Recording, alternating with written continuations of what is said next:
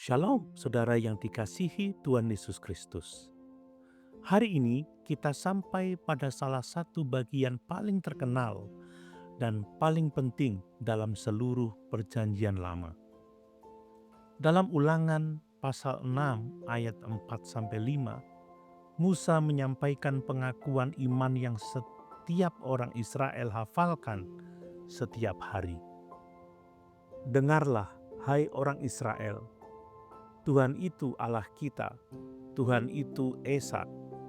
Kasihilah Tuhan Allahmu dengan segenap hatimu dan dengan segenap jiwamu dan dengan segenap kekuatanmu. Pengakuan ini dikenal sebagai Shema, dari kata Ibrani yang berarti dengarlah. Namun dalam Alkitab, mendengar bukan hanya berarti menangkap suara. Mendengar berarti menerima, mempercayai, dan menaati. Dengan kata lain, mendengar tanpa menaati sebenarnya belum sungguh-sungguh mendengar. Saudara, Musa memulai dengan berkata, Tuhan itu Allah kita, Tuhan itu Esa. Di tengah dunia yang dipenuhi banyak ilah, bangsa Israel diingatkan bahwa hanya ada satu Allah yang benar.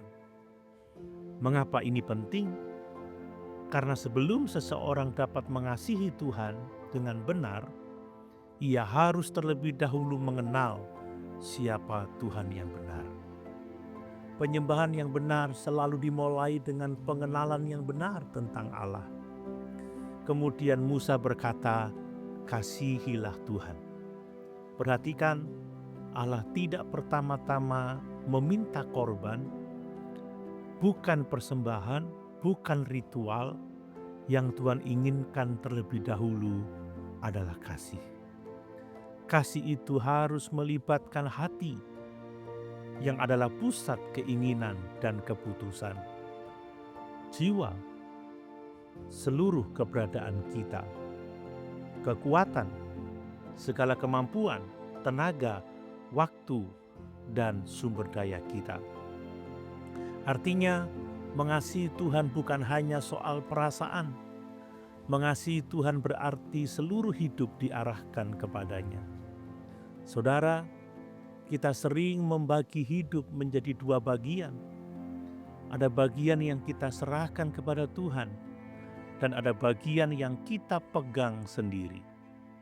Tuhan menginginkan seluruh hidup, bukan hanya hari Minggu, bukan hanya waktu teduh, tetapi pekerjaan, keluarga, keuangan, pelayanan, relasi, pikiran, perkataan, semuanya. Yang sangat menarik, setelah berbicara tentang kasih kepada Tuhan, Musa langsung berbicara tentang keluarga. Haruslah engkau mengajarkannya berulang-ulang kepada anak-anakmu. Mengapa? Karena iman tidak boleh berhenti pada satu generasi. Kasih kepada Tuhan harus diwariskan. Dan cara utama mewariskannya bukan hanya melalui kelas atau khotbah, tetapi melalui kehidupan sehari-hari. Musa berkata, apabila engkau duduk di rumahmu, apabila engkau sedang dalam perjalanan, apabila engkau berbaring, dan apabila engkau bangun. Artinya, pendidikan iman bukanlah sebuah acara. Pendidikan iman adalah sebuah gaya hidup. Saudara, banyak orang tua ingin anak-anaknya mengasihi Tuhan. Namun anak-anak lebih banyak belajar dari apa yang mereka lihat daripada apa yang mereka dengar. Mereka melihat bagaimana orang tua berdoa, bagaimana orang tua mengampuni, bagaimana orang tua berbicara, bagaimana orang tua menghadapi masalah. Rumah adalah sekolah iman yang pertama. Dalam Perjanjian Baru, ketika seorang ahli Taurat bertanya kepada Tuhan Yesus tentang hukum yang terutama, Yesus mengutip langsung Ulangan 6 ayat 5. Mengapa? Karena seluruh kehidupan Kristen bertumpu pada satu hal, mengasihi Allah. Dan kasih kepada Allah akan menghasilkan kasih kepada sesama. Jika kasih kepada Tuhan menjadi pusat hidup kita, maka seluruh bagian kehidupan akan menemukan tempatnya yang benar.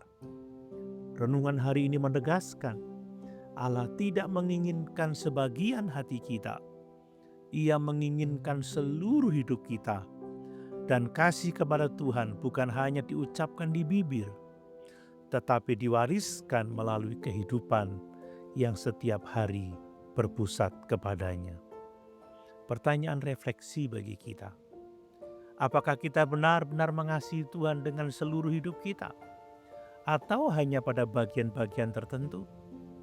Jika anak-anak atau orang di sekitar kita melihat kehidupan kita setiap hari, apakah mereka akan belajar mengasihi Tuhan melalui teladan kita?